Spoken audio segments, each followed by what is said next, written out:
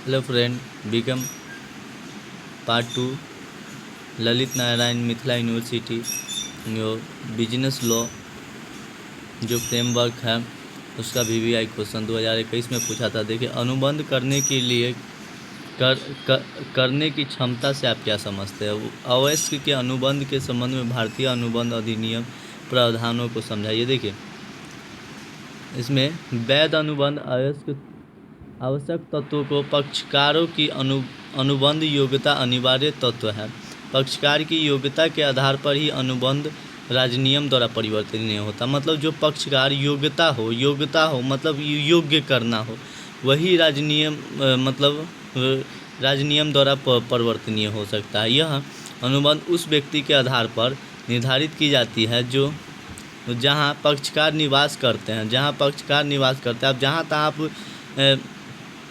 अनुबंध नहीं कर सकते, जैसे कि कोई अकेला नहीं कर सकते, कम से कम 2 आदमी रहना ज़रूरी है अनुबंध करने के लिए। कम से कम कितना भी हो सकता है, लेकिन 2 आदमी का रहना बहुत आवश्यक है। इसके लिए अनुबंध 2 आदमी के बीच होता है।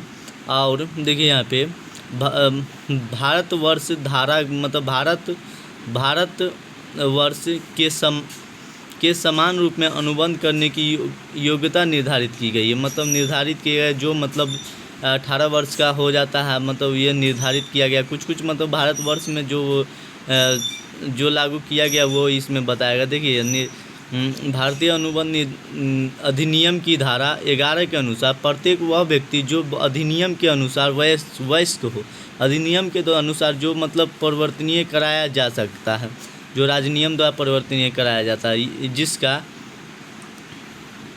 देखिए यहाँ पे जिसका विषय यह है तथा जो स्वस्थ मस्तिष्क का है एवं राजनियम के द्वारा अनुबंध के लिए अयोग्य घोषित नहीं किया गया। मतलब जो राजनियम द्वारा अयोग्य घोषित नहीं किया गया, अनुबंध करने की योग्य।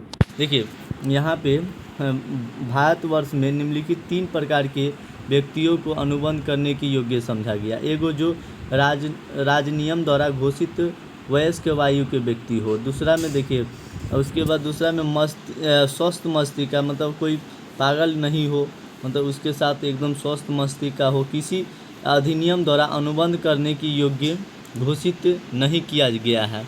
मतलब किसी अधिनियम द्वारा अनुबंध करने की अयोग्य घोषित नहीं किया गया, मतलब जो योग्य हो।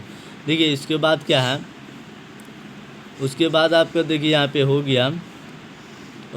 उसके बाद यह स्पष्ट होता है कि भारत में निम्नलिखित व्यक्तियों के अनुबंध अयोग्य समझे जाते हैं। जो अयोग्य कौन सा हो सकता है, तो देखिए यहाँ पे अयोग्य हो सकता है आपको स्वस्थ मस्तिष्क का व्यक्ति, एक वयस्क हो जो 18 साल पूरा कर गया हो, 18 साल पूरा कर गया वो स्वस्थ मस्तिष्क का, मतलब कि जो 18 साल कम एज के हो, 18 साल से कम हो, वो उसके लिए मतलब अनुबंध करने की अयोग्य समझा जाएगा। एक देखिए, एक हो जाता है अवयस्क और स्वस्थ मस्तिष्क का व्यक्ति, अधिनियम द्वारा अयोग्य व्यक्ति। उसके बाद देखिए यहाँ पे उसके बाद भारत में वयस्क को पूर्ण वैधानिक संरक्षण प्रदान किया गया।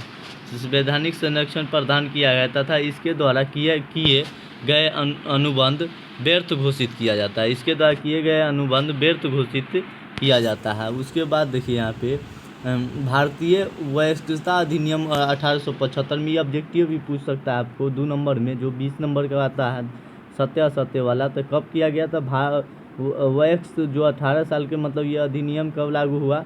तो आपको लागू हुआ 1875 ईस्वी की धारा 3 के वह व्यक्ति है जिसमें 18 वर्ष की आयु प्राप्त कर ली, वह वयस्क समझा जाता है। परंतु यदि किसी संरक्षण न्यायालय द्वारा नियुक्त किया गया अथवा उसकी संपत्ति 18 वर्ष प्राप्त करने से पूर्व कोर्ट ऑफ वर्ड्स की इस देख रेख में है। मतलब जब 18 साल के वो नहीं पूरा किया जाता तो उसको मतलब कोर्ट के द्वारा देख रेख उसकी संपत्ति को किया जाता है। तब ऐसा व्यक्ति जो 21 वर्ष की आयु प्राप्त करने में वयस्क समझा जाता है, 21 वर्ष की आयु वाला हो जाएगा, वो वयस्क समझा जाता है। देखिए उसके बाद क्या है, भारत के अधिनियम भारत के अधीन अवयस्कों को पूर्ण वैधानिक संरक्षण प्रदान किया गया। वैधानिक संरक्षण कौन कौन सा हो जाता है तो देखिए यहाँ पे हो जाता है, तथा उसकी संपत्ति सुरक्षा दायित्व राजनियम पर सौंपा गया। मतलब उनके संपत्ति जितना है जो मतलब राजनियम पर सौंपा गया है, ठीक है। वह अवयस्क अपने लाभ के लिए कोई भी समझौता कर सकता है। मतलब अवयस्क जो अवयस्क है, जो मतलब वयस्क नहीं है, वो मतलब कुछ भी समझौता कर सकता है। इसके लिए कुछ महत्वपूर्ण बात है देखिए, परंतु यह अन्य व्यक्ति के उत्तरदायित्व नहीं होता। मतलब कोई इसके साथ करेगा, जो कोई अनुबंध करेगा तो अन्य व्यक्ति के उत्तरदायित्व ये नहीं होगा। मतलब अन्य व्यक्ति कुछ भी मतलब जैसे कि कोई पैसा उसा ले लेता है, कोई पैसा उसा ले लेता है, मतलब ले लेंगे, वो अवयस्क है तो उसके द्वारा मतलब कुछ कानून लागू किया गया है। देखिए इसके बाद देखिए अवयस्क अपने लाभों के लिए दूसरे व्यक्ति को बाध्य कर सकता है। मतलब दूसरे व्यक्ति को ठहराया जा सकता है, ये हमको बलजोरी ले आया है, हम बलजोरी कुछ बात करता है, परंतु उसमें स्वयं का बाध्य नहीं कर सकता। मतलब स्वयं को अपराध नहीं ठहराएगा। देखिए यहाँ पे उसके बाद हो जाता है अवयस्क द्वारा किए गए अनुबंध संबंध में निम्नलिखित वैधानिक नियम है। देखिए अनुबंध व्यर्थ अनुबंध, मतलब इनके साथ कोई भी अनुबंध किया जाता है। देखिए अब भारतीय अधिनियम इनका कुछ धारा, मतलब भारतीय अनुबंध अधिनियम अवयस्क द्वारा किया गया पूर्णतः व्यर्थ समझा जाता है। जितना समझौता कीजिएगा अवयस्क के द्वारा तो भारतीय अनुबंध बताया है से यह सब व्यर्थ होगा।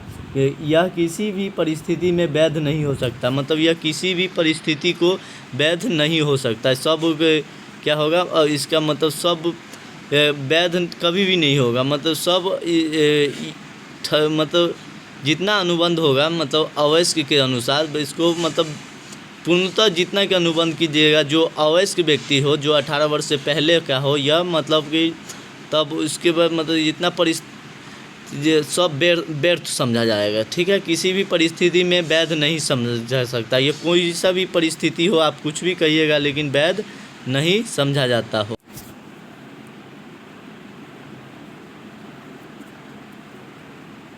तथा महत्वपूर्ण है कि अवयस्क का संरक्षण अनुबंध करने के योग्य हो एवं अनुबंध अवयस्क के लिए लाभ के लिए किया गया हो। इस आंतरिक अवयस्क को लाभार्थ दिया गया अनुबंध व्यर्थ होना चाहिए।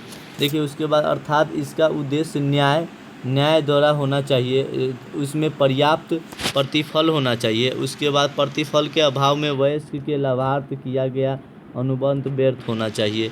उसे न्याय द्वारा परिवर्तनीय के नहीं किया जा सकता। इस निर्णय की पुष्टि राजनियम बनाम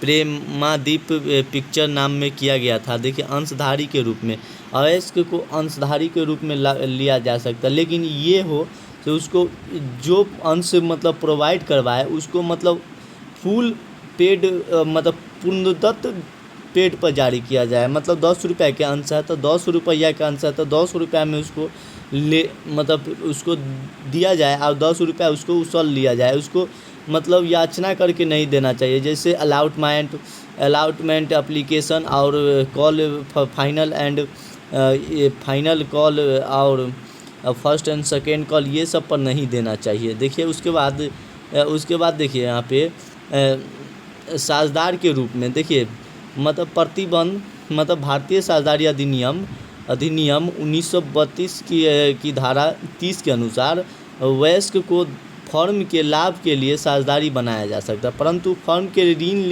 ऋण के लिए व्यक्तिगत रूप से उत्तरदायी ठहराया जा सकता है। देखिए उसके बाद होता है वयस्कता प्राप्त करने के पश्चात अवयस्क साझेदारी फर्म का साझेदारी बन सकता है। वयस्कता मतलब जब 18 साल का प्रवेश हो जाए तब वह साझेदारी फर्म उसमें बन सकता है। उसके बाद तब वह फर्म में प्रवेश करने के लिए समस्त लेन देन का प्रति उत्तरदायित्व हो सकता है। जब वह अवयस्क है उसके बाद वयस्क प्राप्त हो जाएगा तब वह साझेदार के रूप में नियुक्त हो जाएगा। मतलब जब तक रख ले और उसको ऋण के लिए प्रति व्यक्ति उत्तरदायित्व नहीं ठहरा, मतलब उसको रखे और साझेदार बनाए और ऋण मतलब ऋण वह नहीं चुकाएगा। वह जब वयस्क हो जाएगा, अवयस्क से वयस्क हो जाएगा तब वह साझेदारी में मतलब समस्त लेन देन कर सकता है। एजेंट के रूप में देखिए, वह अवयस्क को अभिकर्ता बनाया जा सकता है, परंतु उसके प्रत्येक कार्य के लिए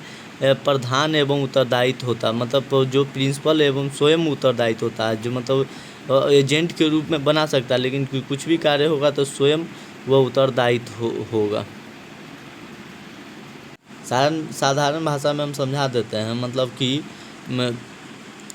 अवयस्क के लिए मतलब वैधानिक मतलब अनुबंध मतलब वैधानिक द्वारा या भारतवर्ष में कुछ ऐसा नियम लगाया गया है, अवयस्क का संपत्ति की रक्षा स्वयं किया जाता है। इसीलिए वो जो भी मतलब अनुबंध होगा वह व्यर्थनीय होगा। लेकिन जो सिंहार ये सब सिंहार उंगार में लिया जाएगा पैसा, जैसे मेकअप वेकअप में ये सब पैसा लिया जाएगा, वो नहीं व्यर्थनीय, वह मतलब व्यर्थनीय होगा। लेकिन जो मतलब कुछ संस्कार, अंतिम संस्कार और जो ऋण, जो कर्मचारी से जो मतलब खाने के लिए कपड़ा लता ये सब लिया जाता है, वो वयस्क से वसूला जाता है। देखिए दिवालिया के बारे में बता देते हैं, इसके बाद अपना विचार से आप लिख डालिएगा। देखिए, अवयस्क को दिवालिया घोषित नहीं किया जा सकता।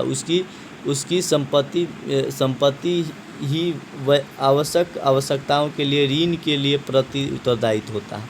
उसकी संपत्ति अवयस्क ऋण के लिए प्रति उत्तरदायित्व होता है। धन्यवाद। हमारे चैनल को सब्सक्राइब और लाइक भी करें, और वीडियो थोड़ा और ढंग से हम बना देंगे। इसके लिए आप ये वाला पेज ये ज़रूर पढ़ लीजिए।